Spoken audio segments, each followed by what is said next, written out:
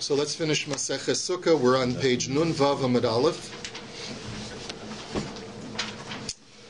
Okay. Ba'atzeres Omer Lo Heilach V'chulei. That's where we're up to, the two dots. Now, the Gemara here is very interesting. The Gemara sometimes picks up on the tiniest things in the Mishnah that you wouldn't normally catch. We learned yesterday in the Mishnah that when Shavuos and Shabbos coincide, there's two sets of bread that are distributed to each one of the Kohanim from all 24 Mishmars. And the two breads are the Lechem Hapanim, which is distributed on Shabbos, the show bread, and that's made from unleavened. That's what we call matzah. It's unleavened bread. And the Shtei HaLechem are the two special loaves for Shavuos, and that's made from chametz. It's made from leavened bread. And look at the language. The language is that they would distribute it by saying, Omer lo, heilech matzah, heilech chametz. Take a piece of matzah, take a piece of chametz. Okay, seems innocuous enough, right? So now let's take a look at the discussion from the perspective of the Gemara. Okay, so the Gemara says, Itmar, Rav Omar, Sukkah v'achar kach zman, Rabba bar Barchana Omar zman v'achar kach sukkah. So we have a machlokas amoraim that when you're making your bracha for the first time in your sukkah, the first night of Sukkos, do you make a leishef basukah first and then a shehechiyanu? Or do you make a shehechiyanu and then make a leishef basukah? So this is, of course, you do this at the end of Kiddush, right? Rashi points out that we had learned previously that the minhag was to make a shehechiyanu when you build your sukkah, but if you didn't build your sukkah, so then you'd make the shehechiyanu the first night. So the question therefore is it first Zman and then Sukkah, or is it first Sukkah and then Zman? So Rab says Sukkah and then Zman, which is of course the normal way that we would paskin, we'll see. And Rabbi Bar Barchana says Zman and then Sukkah. The word Zman means Shehechiyan. Rav Omer Sukkah v'achar kach Zman, Chiyuv v'diyoma adif. Rabbi Bar Barchana Omer Zman v'achar kach Sukkah, Tadir b'shenu Tadir, Tadir koidem. What's the basis of the machlokes? So Rab says it's more important to emphasize the obligation of the day, which is the mitzvah of you sitting in the sukkah, and then afterwards you make your shehechiyanu, which is not germane specifically to this day. I don't have an obligation that is linked to the shehechiyanu. Shehechiyanu is an affirmation of thanks that God has allowed me to live to this day to fulfill the mitzvah. But the mitzvah is the main thing. So therefore, declare the sukkah bracha, and then say shehechiyanu. Rabbi Bar Barchana says, no, Shehechiyanu comes first because it's a more frequent bracha. This concept of Tadir v'sheno Tadir, Tadir koidem. If you have two brachos or two prayers to say, one is more frequently said than the other, the more frequent one should come first. Leima Rav Rabba Bar Barchana beplugta de Beis Shammai Beis Hillel kamiflagi. Let us suggest that this machlokas is the same machlokas as Beis Shammai Beis Hillel. The Tanu Rabbana. Dvarim shebein Beis Shammai Beis Hillel basuuda. There are a number of machloiksim between Beis Shammai and Beis Hillel regarding the laws of meals. In other words, proper protocol at different stages of the meal. Beis Shammai omer mevarach al hayom v'achar kach mevarach al hayayin.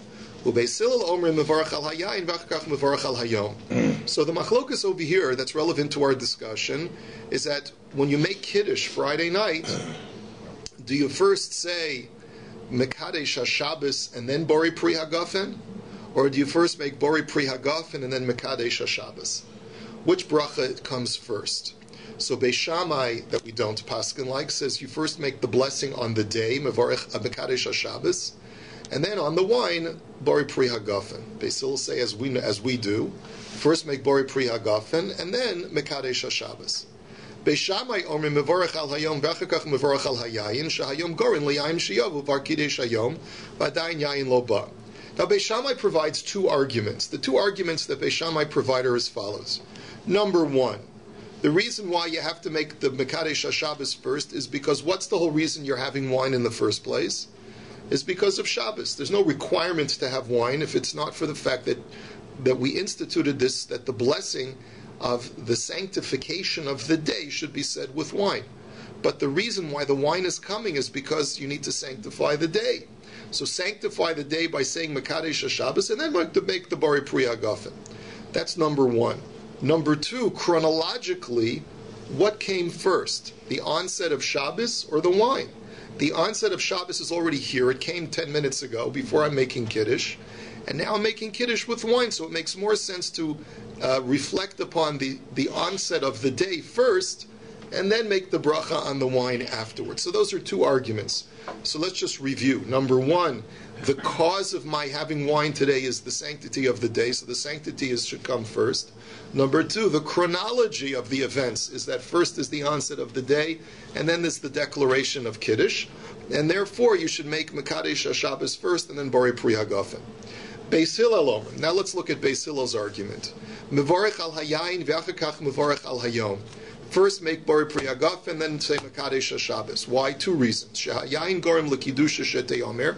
Number one, Beis Hillel say that you're not allowed to say Kiddush without having a physical object that you can say a bracha over. You wouldn't be allowed to say Kiddush unless you have wine, or in the absence of wine, what do you have to have? You have to have bread, right? So, but you have to have that. Without that, you can't say Kiddush, because that was the way the Chazal instituted the required bracha.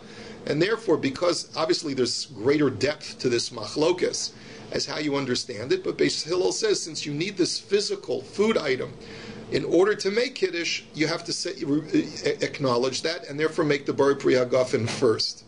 That's reason number one. Davar acher birkas hayayin tedira ubirkas hayom eina tedira tader v'sheno tader kaida. Second argument, Beis Hillel say, which bracha is more frequent? Wine is more frequent than Mekadesh HaShabbos because you drink wine anytime, multiple days out of the week, and therefore it's more frequent, and therefore you make the bracha Borei Pri HaGafen first and Mekadesh HaShabbos second. So the Gemara says we see that there's an issue of Tadir over here as well, and it seems that Beis Shammai do not think that the argument of Tadir is an argument that needs to be given a lot of weight, and Beis Hillel say that no, it needs to be given weight. So maybe that's the same thing like Rav and Rabba Bar Bar Chana. Rav do Amar Kibei Shammai, v'Rabba Bar Bar Chana do Amar Kibei Hillel. Rav, who doesn't give weight to the issue of Tadir and says make Sukkah first and then Shehechiyanu, seems to go like Beis Shammai. And Rav, who says no, Shehechiyanu is more Tadir, goes like Beis Hillel. The Gemara says Amar L'cha Rav. Rav says no. Ana da Amri afilu leBeis Hillel. I who say that you make the sukkah bracha first, leishei basukah, and then shehechiyanu. I could go like Beis Hillel when it comes to Kiddush, that you make Borei Pri HaGafen first and Mekadesh HaShabbos second, because ad kan lo kamri Beis Hillel hasam ela shahayayin gorem lekidusha shetei omer. Aval hacha ilav zman milo amrinan sukkah. He says, remember, there's a second reason that Beis Hillel have. Beis Hillel had said not only is there an issue of Tadir, but there's also an issue of what causes Kiddush to be said. You need to have the physical wine present, the food item of wine. That's a prerequisite in order to say Kiddush. But is Shehechiyanu a prerequisite to the mitzvah, fulfilling the mitzvah of sitting in the sukkah? No. You could sit in the sukkah and you're still Yotzei and make the bracha without saying a Shehechiyanu. Whereas you can't say Kiddush without having wine. So therefore, says Rav, I would agree with Beis Hillel that when it comes to Kiddush, since the wine is a prerequisite to Kiddush, you got to make the bracha on wine first. Forget about Tadir. But when it comes to Sukkah, you don't need Shehechiyanu in order to sit in the Sukkah, and therefore you make the bracha on the Sukkah first, and then you make Shehechiyanu second. V'Rabba Bar Bar Chana Amar L'cha, and Rabba Bar Bar Chana will tell you, Ana da Amri afilu leBeis Shammai. I would go even according to Beis Shammai. Why? Because ad kan lo amri Beis Shammai hasam ela shahayom gorim liyayin shiyavo. Because you know why? It says Rabba Bar Bar Chana, even though I hold that you make a shechiyanu first and a sukkah and bracha on the sukkah second, he says ad kan lo amri Beis Shammai hasam ela shahayom gorim liyayin shiyavo. He says, what was Beis Shammai's reasoning that they said that first make a bracha on Mekadesh HaShabbos and then make a bracha on Yayin? They gave an important reason, is that the day of Kiddush, the Shabbos causes the wine to be brought. In other words, you're not required to have wine unless it's Shabbos. So the Shabbos is the bringing on or necessitating the wine. Aval hacha ilav sukkah milo amrinan zman. But the sitting in the sukkah does not necessitate the shehechiyanu. Shehechiyanu can be said independently of sitting in the sukkah.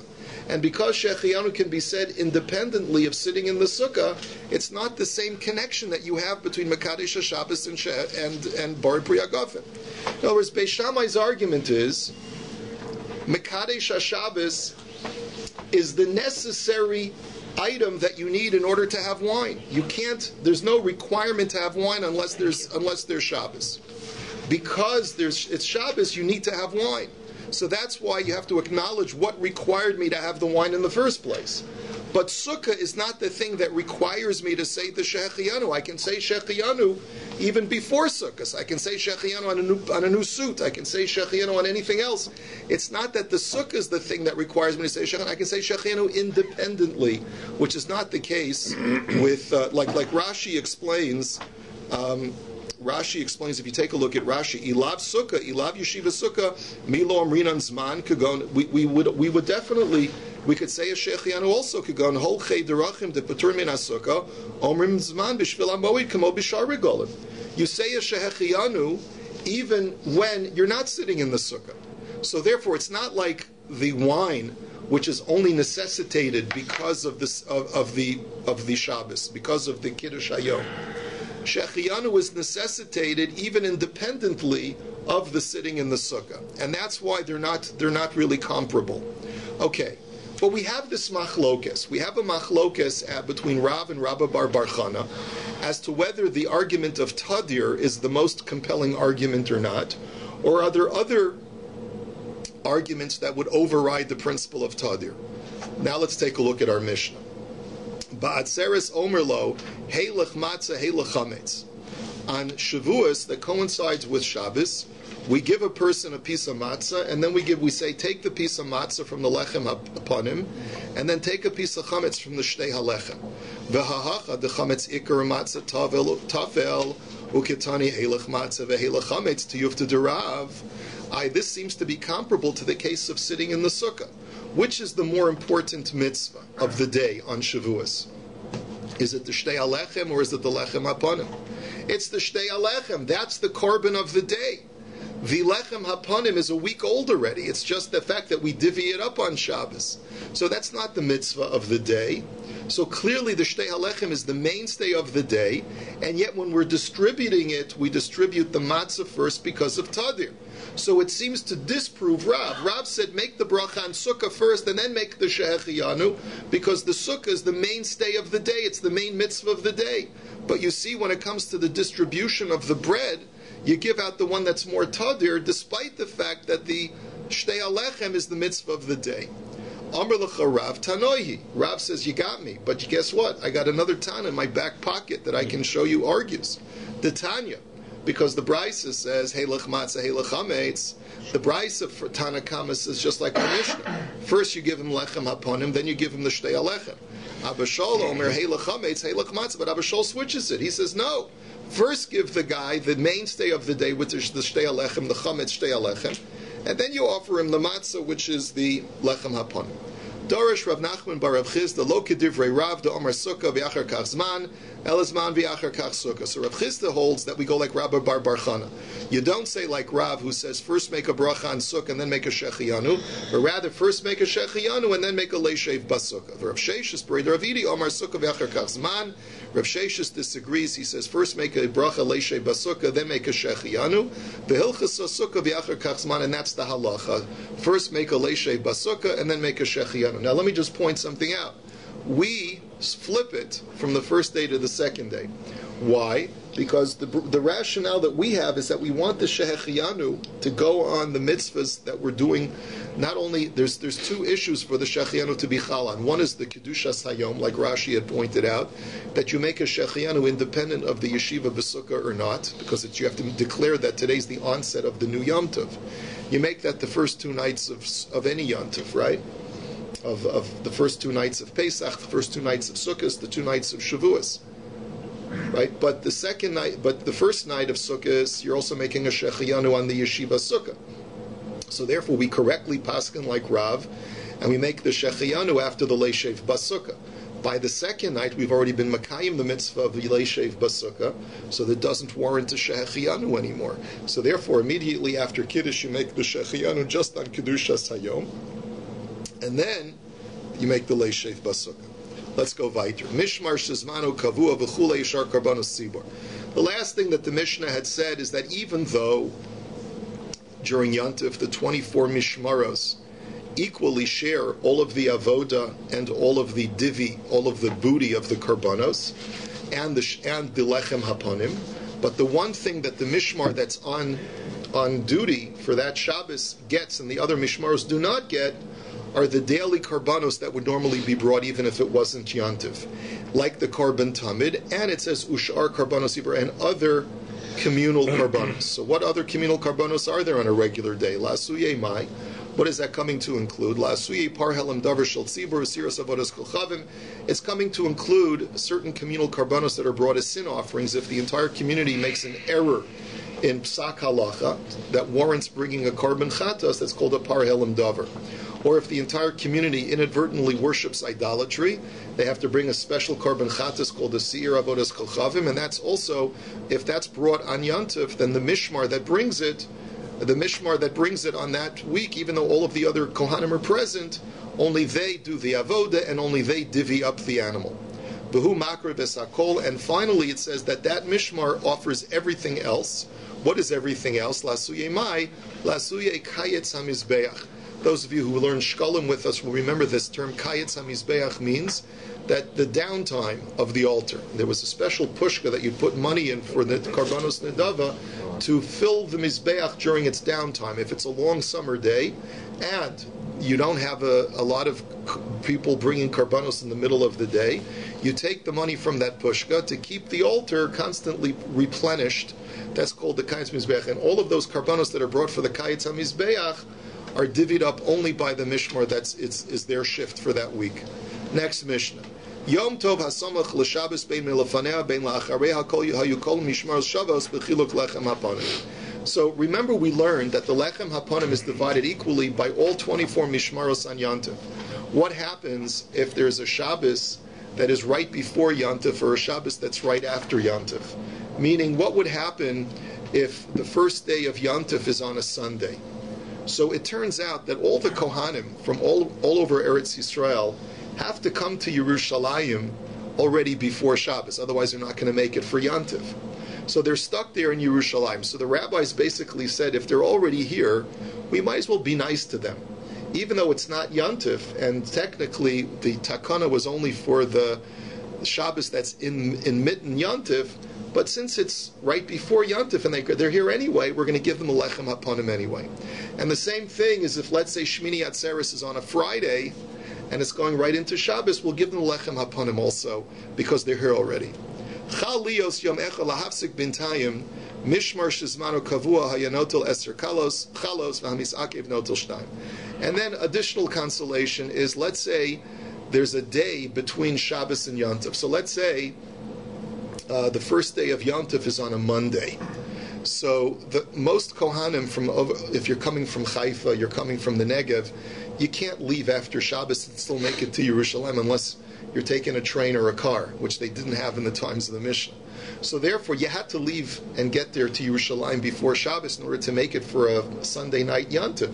So therefore, even though we're not going to give you an equal portion of the Lechem Haponim because it's not so adjacent to Yantiv, but the mishmar that's on duty for that week, that Shabbos before Yantif, will get 10 out of the 12, and 2 out of the 12 will give to all the other Kohanim.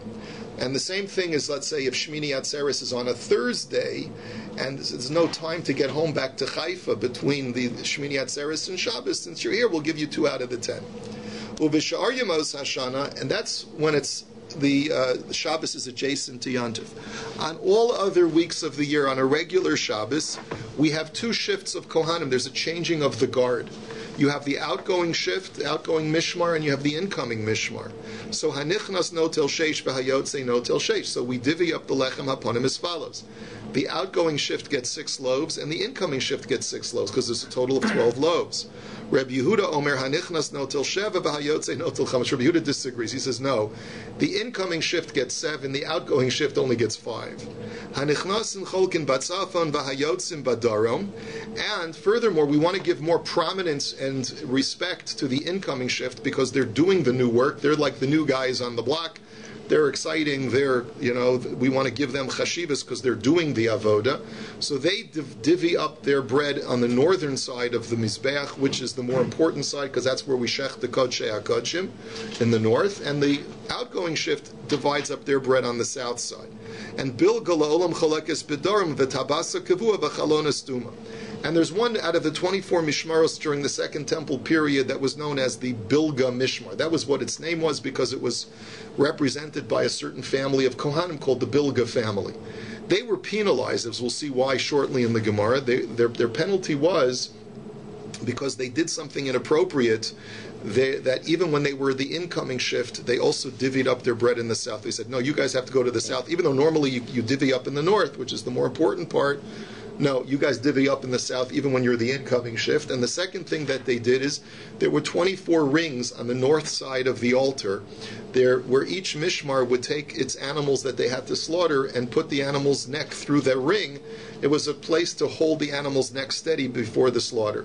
There were 24 rings, so that each mishmar was assigned to a certain ring. However, Bilga's ring was sealed. They couldn't use their ring. It was a penalty, and they always had to use somebody else's ring. The third penalty that they placed upon the Bilga family is that there was a place called the Beis HaChalifos, or the Lishkas HaChalifos. It was a place where they changed clothes. And there were windows, there were 24 windows with windowsills where they would store their slaughter knives, their chalifs. And the Bilga window was sealed, and the windowsill was sealed off so that they couldn't use that as a storage area. Now, why that is, we'll see later on. The Bilga family is not remembered favorably. The Gemara now says, "My milafaneha u'may milachareha." So just to clarify the language of the Mishnah, I had explained the Mishnah in its final analysis that when Shabbos either comes right before Yom Tov or right after Yom Tov, the Gemara wants to just clarify that. What does it mean that Shabbos is before? Yom Tov is either before or after Shabbos. What does that mean? If you're going to tell me that Yom Tov is right before Shabbos, meaning the first day of Yom Tov is right before Shabbos, or the last day of Yom Tov is right after Shabbos, so then Hainu Shabbos Shabbosocha Chag. So then that's no different from any Yom Tov that's in the middle of a Shabbos that's in the middle of Yom Tov, where we said in the previous Mishnah that all 24 Mishmaros divide equally. So that can't be what the Mishnah means. Ela lefaneha Yom Tov achron lachar Yom Tov rishon. But rather it means that when Yom Tov, the last day of Yom Tov is right before Shabbos, or the first day of Yom Tov is right after Shabbos. Like I said, first day of Yom Tov is on a Sunday, or the last day of Yom Tov is on a Friday. So my time, what's the reason why we allow them to divvy it up equally? Kevin dahani mikdami v'hani me'achari tikna rabbanan milsa ki heichadineichlu b'hadi hadari. We want to be nice to the Kohanim. You guys are stuck here for Shabbos. We don't want to treat you like you're like an oisvarf. So we'll let you share equally with the lechem haponim, even though it's not Yom Tov today. Chal Yom Echad. So then we had said that then you have to say v'chule, because this is really what we're going on now is the machlokes over here between Rabbi Yehuda and the Chachamim. The Chachamim say on a regular Shabbos the incoming shift gets 6, the outgoing shift gets 6, and Rabbi Yehuda disagrees and he says no, the incoming shift gets 7, and the outgoing shift gets 5. So v'hani tarti maya v'ditayu. So the question is on Rabbi Yehuda, why? Like, why are you giving the outgoing shift 2 less chalas? Amar Rabbi Yitzchak bischar hanafas delasas, because the incoming shift is going to be doing additional work. They've got to lock the doors at night for that Motzoi Shabbos, and since I guess maybe that's less glamorous work, because the opening of the gates is much more exciting, and they've got to do all the cleanup at the end of the day, so therefore we give them a little bit extra compensation. So frek the Gemara v'nema le dal b'dal, but the Gemara says, but it's ultimately going to be a wash anyway, because if you're getting 7 as the incoming shift, so then next week you're going to get 5. So all in all, you're going to end up with 12. It's either you're going to get 6 this Shabbos and 6 next Shabbos, or 7 this Shabbos and 5 next Shabbos. So Rabbi Yehuda, what difference does it make? That's what the Gemara is asking. Okay? So the Gemara says, Amar Abaya botzina tava mikara. Abaya says, a small pumpkin today is better than a big pumpkin next week. A person, if you give a person a choice for instant gratification, my mother used to tell me this all the time. She said, Daniel, if I gave you a chocolate bar today, or I give you 2 chocolate bars next week, which one would you prefer? Right? She said, and if you choose the chocolate bar today, it shows that you only want instant gratification. But the Gemara says, you see, that's human nature. A Kohen would rather get 7 loaves today when he's starting and 5 loaves next week, even though it's going to end up with the same amount. Okay. Amar Rav Yehuda uva Musafin. I'm doing psychoanalysis on myself during the daf. Amar Rav Yehuda uva Musafim Cholkin.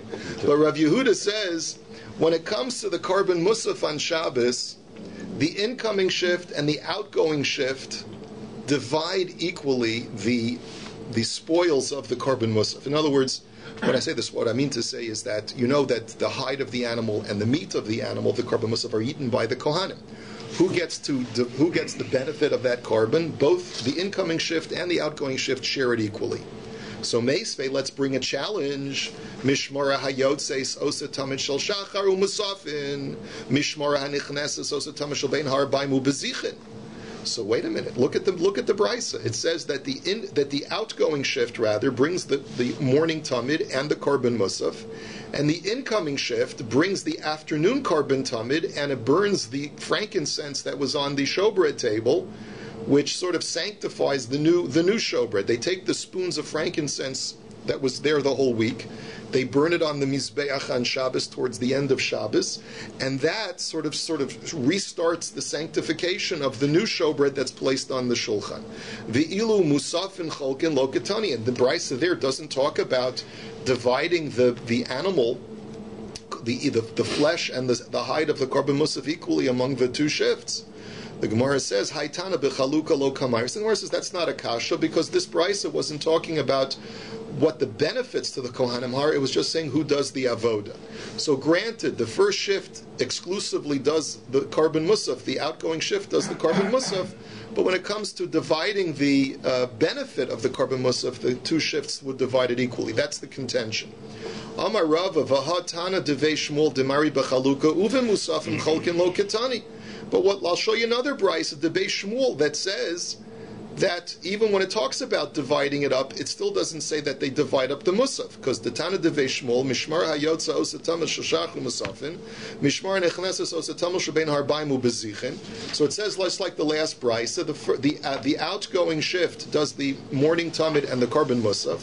The incoming shift, the new shift, does the tamid shel bein harbaim, the afternoon tamid, and it burns the spoons of frankincense. And our ba kohanim hayu nichnasim sham shnayim mishmar zeh, shnayim mishmar zeh zu, shnayim mishmar zu, shnayim mishmar zu. And then when it comes to, there was a whole protocol about how you took off the old loaves and put on the new loaves. You had to do it by making sure that the table always had bread on it. So as you were sliding off the old loaves, you slid on the new loaves at the same time. And you had 4 Kohanim. 2 Kohanim from the outgoing shift and 2 Kohanim from the incoming shift would do this process, okay? And then it says in the Brisa, and v'cholkin lechem apanim. And then it says, and they divide equally the showbread. V'ilu b'musafim cholkin lo katani, and it doesn't say the same thing by the carbon musaf that they divided equally. Tiyuvta de Rav Yehuda, tiyuvta. So this is truly a refutation of Rav Yehuda, and in reality we're going to stick with their original premise that only the outgoing shift enjoys the benefits of the carbon musaf. Next, hanichnasin cholkin b'tzafam. The people who are the incoming shift, they're the more chashiv shift for the week, they're the new guys, so they divide up their bread in the north side. Tanu Rabbanan hanichnasin cholkin b'tzafon kedei sheyerau or kedei sheyiru shehin nichnasin, b'hayotzin cholkin b'dorim kedei sheyiru shehin yotzin. And we want to make something distinct. We want to make sure that people see this is the incoming shift, and therefore they're having more prominence, and that's why they're dividing their bread in the north. The guys in the south are the outgoing shift, and that's why we consign them to the less important place. Every ingoing is an outgoing, eventually. Yes, we acknowledged that a moment ago. That was what the Gemara had asked. Why does Reb Yehuda say that the incoming is given 2 extra loaves? And the answer is because you'd rather have more prominence when you start than when you finish. Okay? So Bilga la'olam cholekes bedarim. And then finally we had said that the Bilga Mishmar always divvied up, even when it was incoming, it divvied up in the south because that was a penalty to them. Tanu Rabbanan, Maisa b'Miriam bas Bilga shehemira dasa. There's a story about a young lady whose name was Miriam. She was from the Bilga family. She was from a Bas Kohen. And she became a Hellenist. She left the faith. It's the first Beis Hamikdash, I guess. This is the second Beis Second Hamikdash. temple, Sure. yeah. She became Hellenism was in the second temple. This was in the times of the Hasmoneans. V'holcha v'niseis l'sardiot echa b'malchei Yevanim. And so she went ahead and married an officer from among the Greek aristocracy. And kishenichnesu Yevanim laheichal haisa mevaetis b'sandal gabi hamizbeach. She walks into the temple with her husband and all the other Greeks that they're going to bring their tumah into the Beis Hamikdash, and she kicks the mizbeach with her sandal. Va'amra Lucas ad Mosai ata mechala mamonan shel Yisrael. She said, George Lucas. No, she said Lucas, the wolf. Lucas means wolf in Greek.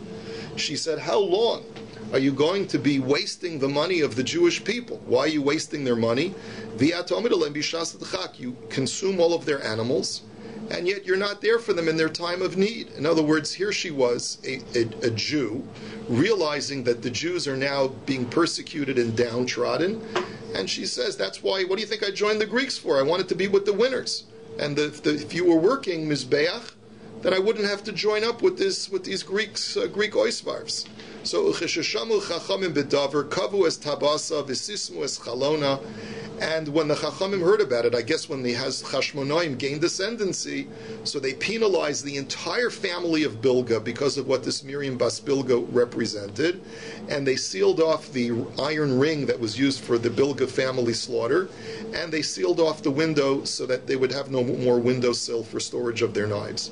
The Yesh others learned that the reason why the Bilga family was penalized was not because of Miriam Bas Bilga, but rather was because Mishmarta Shoalavo B'nichnas Yeshevav Achiv Imo V'Shimesh Tachtav. And it was because, the entire Bilga Mishmar had tarried one time when it was their shift to come. They didn't show up in time.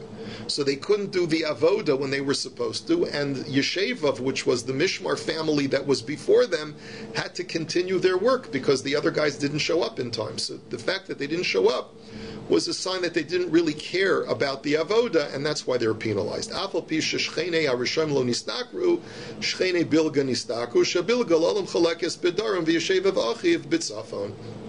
And even though normally we say, oy l'rasha, oy l'shcheno, woe to a wicked person and woe to his neighbor, in this instance, just the opposite. In this instance, the neighbor, the Yeshevav, who comes adjacent to the Bilga family in the shifts of Kohanim, actually ended up benefiting from the wickedness of Bilga, because from that point onwards, even though normally the outgoing shift would divide up their bread in the south, because Bilga was penalized to divide up their bread in the south, Yeshevav, which was the outgoing shift, would divide their bread in the north as well.